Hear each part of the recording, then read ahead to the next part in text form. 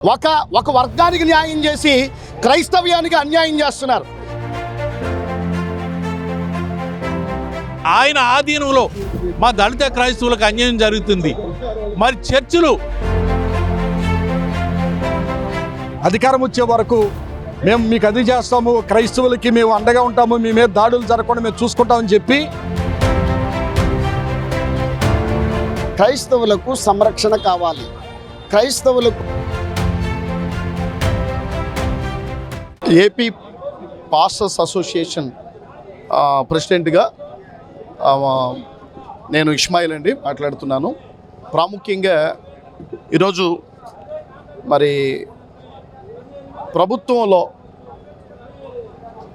క్రైస్తవులకి సముచితమైనటువంటి న్యాయం జరుగుతున్నట్టుగా మేము భావించట్లేదు. ఎందుచేతనంటే రాష్ట్ర వ్యాప్తంగా ఎక్కడ చూసినా దళిత క్రైస్తవుల మీద దాడులు జరుగుతున్నాయి. నేను పశ్చిమ గోదావరి జిల్లా నుండి వచ్చాను. పశ్చిమ గోదావరి జిల్లా భీమవరంలో ఇప్పటికే 3 ప్రాంతాల్లో దళిత క్రైస్తవుల మీద దాడులు జరిగాయి. 1 చెరుకువాడ, 2 సేసలి, 3 వాండ్రం. ఇట్లాగా దళిత క్రైస్తవుల మీద దాడులు అనేటటువంటివి అధికమైపోతూ ఉన్నాయి. క్రైస్తవులకి భద్రత అనేటటువంటిది లోపించింది. ఇలాంటి పరిస్థితి ఎందుకు దాపురించింది అని చెప్పి ఆలోచన చేస్తే బాగోటి మాత్రం ఖచ్చితంగా అర్థమవుతుంది. ఇంతకుముందు లేదు. ఇంతకుముందు గత ప్రభుత్వంలో కానీ అంతకుముందు మరి చంద్రబాబు నాయుడు గారు గవర్నమెంట్లో ఇలాంటి పరిస్థితి లేదు. ఇప్పుడు కూటమి ప్రభుత్వం వచ్చిన తర్వాత ఒక రకమైనటువంటి విద్వేషాలు సమాజంలో రెచ్చగొట్టేటటువంటి వ్యాఖ్యలు కొంతమంది ప్రజాప్రతినిధులు రాజ్యాంగబద్ధమైనటువంటి పదవుల్లో ఉండి వాళ్ళు చేస్తున్నటువంటి వ్యాఖ్యలు అన్నదమ్ముల్లాగా కలిసిమెలిసి జీవిస్తున్నటువంటి ప్రజల మధ్య మరి ద్వేషాలు, అదేవిధంగా మత విద్వేషాలు రెచ్చగొట్టడానికి ఆ వ్యాఖ్యలు ఉపకరిస్తున్నాయనేటటువంటి విషయం అయితే మేము గట్టిగా నమ్ముతున్నాం. గతంలో కూడా క్రైస్తవుల మీద దాడులు జరుగుతున్నప్పుడు గత ప్రభుత్వాన్ని కూడా మేము హెచ్చరించాం. ఏమని చెప్పాము అంటే, క్రైస్తవ్యం ప్రభుత్వానికి వ్యతిరేకంగా మారుతుంది, మీరు అధికారాన్ని కోల్పోతున్నారు అనేటటువంటి విషయాన్ని సోషల్ మీడియా ద్వారా చెప్పాం, విలేకరుల సమావేశంలో చెప్పాం. కానీ ఆ ప్రభుత్వం పట్టించుకోలేదు. కానీ అదే పరిస్థితి ఇప్పుడు అంతకంటే ఎక్కువగా మా మీద దాడులు జరుగుతున్నాయి. మా మందిరాల్ని కూల్చేస్తున్నారు. ఒక వర్గానికి న్యాయం చేసి క్రైస్తవ్యానికి అన్యాయం చేస్తున్నారు. ఓ రకంగా చెప్పాలంటే దళిత క్రైస్తవులను కొడితే ఒక ఎమ్మెల్యే మాట్లాడు, అలాగే ఒక మంత్రి గారు మాట్లాడరు, ప్రభుత్వానికి సంబంధం లేదన్నట్టుగా వ్యవహరిస్తున్నారు.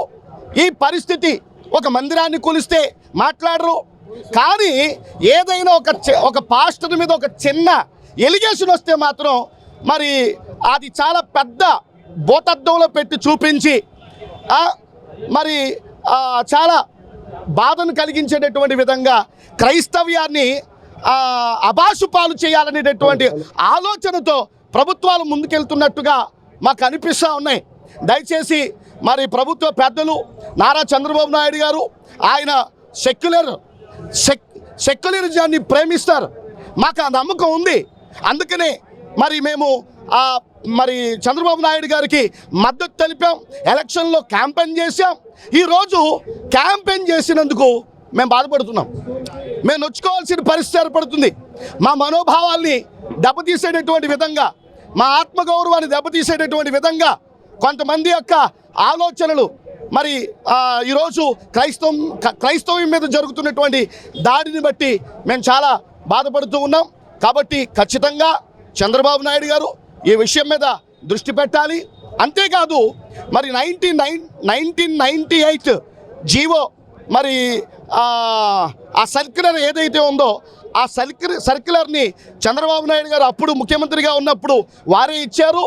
ఈరోజు ఆ సర్క్యులర్ని ఆధారంగా చేసుకునే మా మీద దాడులు జరుగుతున్నాయి. దయచేసి మరి చంద్రబాబు నాయుడు గారు ఈ విషయం మీద దృష్టి పెట్టి ఆ సర్క్యులర్ ఏదైతే ఉందో దాన్ని రద్దు చేయాలని, మరి క్రైస్తవులమైనటువంటి మాకు స్వేచ్ఛ స్వాతంత్ర్యం అనేటువంటిది ఈ రాష్ట్రంలో కల్పించాలని మరి మేము ఖచ్చితంగా ఈ విషయంలో బ్రతిమాలుకుంటున్నాం. మా హక్కుల్ని కాపాడేటటువంటి విధంగా ప్రభుత్వాలు ఉండాలని కూడా మేము భావిస్తూ ఉన్నాం. మేము ఎవరికి హాని చేయమే, ఏ గుడుల మీద మేము దౌర్జన్యాలు చేయమే, ఏ వ్యవస్థని మేము కించపరచమే.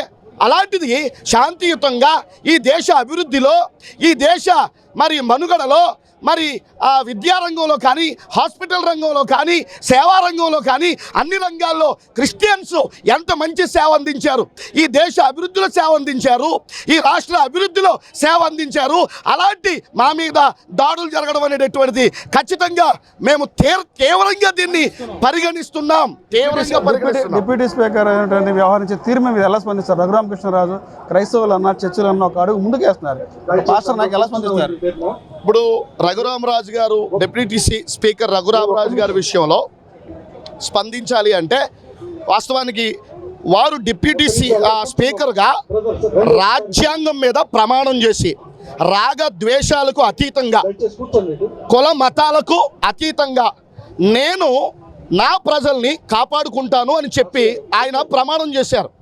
కానీ ఈరోజు మరి నియోజకవర్గంలో దళిత క్రైస్తవుల పట్ల ఖచ్చితంగా వివక్ష చూపుతున్నారు అనేటటువంటిది ఖచ్చితమైనటువంటి వాస్తవం.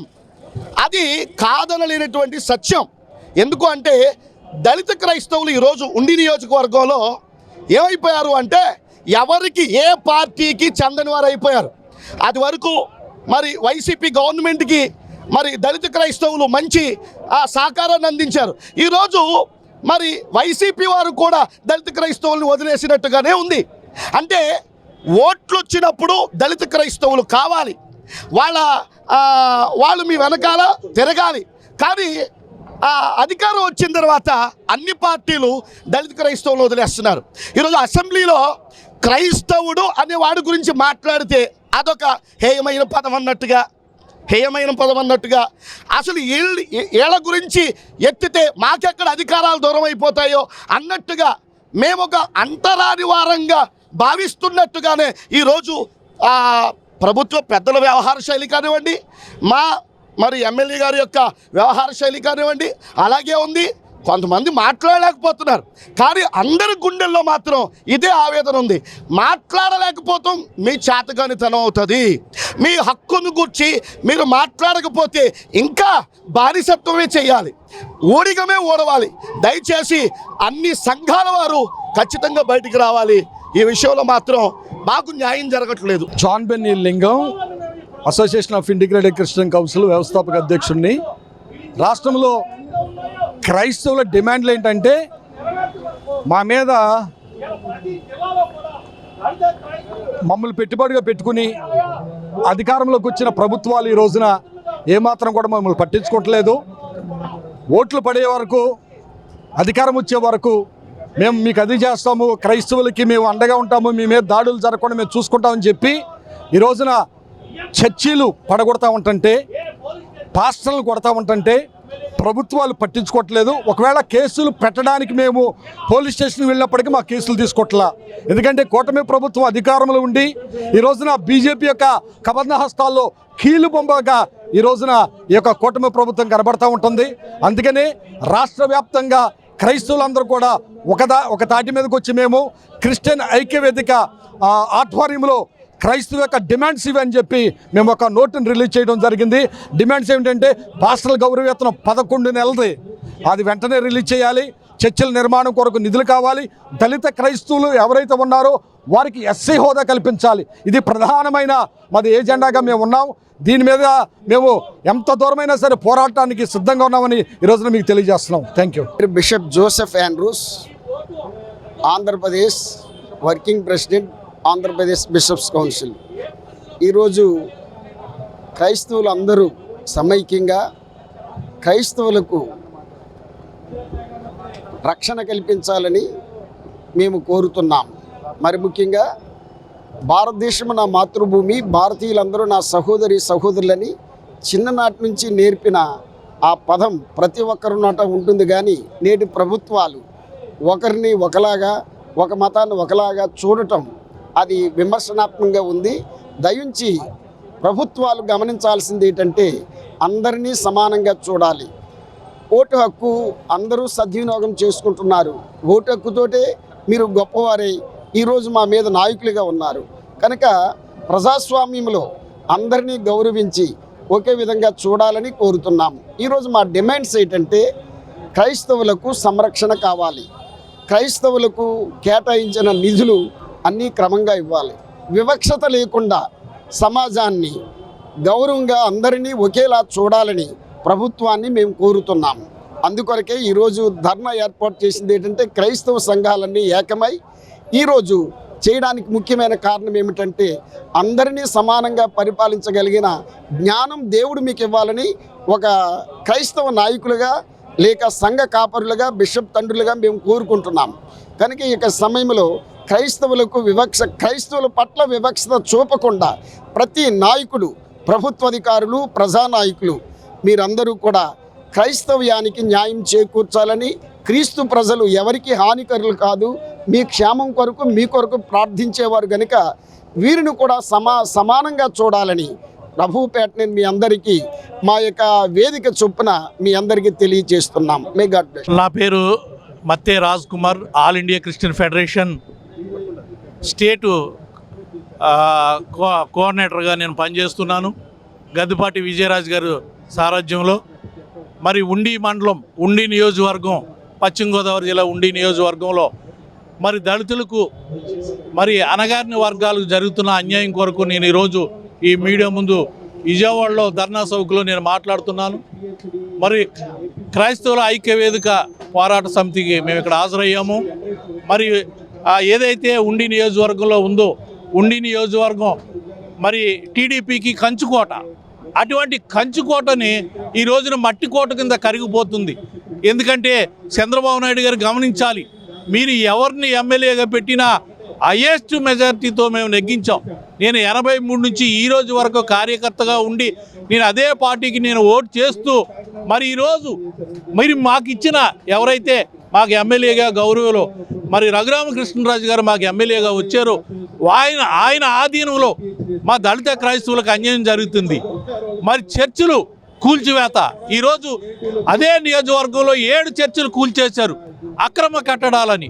మరి అదే నియోజకవర్గంలో కెనాల్ మీద కానీ, రోడ్ల పక్కన కానీ, రోడ్డు మధ్యలో కానీ అనేకమైన టెంపుల్లు ఉన్నాయి. మరి ఎందుకు తొలగించారని మేము అడుగుతున్నాం, ప్రశ్నిస్తున్నాం. చంద్రబాబు నాయుడు గారు మీరిచ్చిన ఎమ్మెల్యేని మేము గౌరవపదంగా 50,000 ఓట్లతో మేము ఈరోజు నెగ్గించాం. ఇవాళ మీ దళితుల ఓట్లు నాకు అక్కర్లేదు అంటున్నాడు. 55,000 ఓట్లు అదే నియోజకవర్గంలో మేము కలిగి ఉన్నాం. మరి ఎవరు ఎన్ని ఓట్లతో ఉన్నారో, ఏ వర్గం ఎన్ని ఓట్లు కలిగి ఉన్నాయో మీరు ఒకసారి తెలుసుకోవాలి. మీ దగ్గర లిస్ట్ ఉంది. కాబట్టి ఇటువంటి దళితుల్ని మీరు ఓటేసే బయటికి పోవాలి తప్ప మీకు మాట్లాడే హక్కు లేదనే రీతిలో అక్కడ ఎమ్మెల్యే గారు మరి ఈరోజు కార్యకర్తలుగా ఉన్న టీడీపీ కార్యకర్తలను కూడా దూరం చేసుకుంటున్నారు. మీరు గమనించాలి, నేను చెబుతున్నాను కార్యకర్తగా మీరు గమనించాలి. ఈరోజు చంద్రబాబు నాయుడు గారు పిలుపు మేరకు, లోకేష్ గారు పిలుపు మేరకు, మరి ఎవరైతే పవన్ కళ్యాణ్ గారు పిలుపు మేరకు అంత హైయెస్ట్ మెజార్టీ మేము చూపించాం. మరి ఇవాళ దళితుల మీద చూపుతున్న చిన్న చూపే కాదు, దాడులు చెరుకోళ్ళలో బ్రాందీ షాపు ఇళ్ల మధ్యన పెట్టి అక్కడ దాడి జరిగింది. మరి అదే మరి చీసల్లో నిన్న రాత్రి మరి దాడి జరిగింది. ఆ పిల్లల్ని గవర్నమెంట్ హాస్పిటల్ తీసుకెళ్తే పక్కన కూకోబెట్టారు, కానీ అడ్మిట్ చేసి ట్రీట్మెంట్ కూడా అందించలేని పరిస్థితి. అంటే ఎమ్మెల్యే గారు చెప్తేనే అక్కడ ట్రీట్మెంట్ జరుగుతుందా? అన్ని డిపార్ట్మెంట్లు ఆయన స్వాధీనంలో ఉంచుకుని ఆయనే సిగ్నల్ ఇస్తేనే పనిచేస్తాయా? మరి పోయిన జూన్ నెలలో నా మీద దాడి జరిగితే అప్పుడు కూడా పోలీసు వారు అలా నిర్లక్ష్యంగానే 7 రోజులు మరి కేసు కట్టకుండా అలాగ ఆపిపెట్టారు. మరి మేము ఎక్కడికి పోతున్నాం? భారతదేశంలో మేము ఒక ఓటు హక్కు కలిగి ఉండి మేము ఏదో పార్టీకి మేము ఓటు చేస్తున్నాం. మరి ఓటుండి కూడా ఓటు లేని వాళ్ళలాగా మామూలు వ్యక్తులాగా మమ్మల్ని బయటికి గెంటేసే ప్రయత్నాలు చేస్తున్నారు.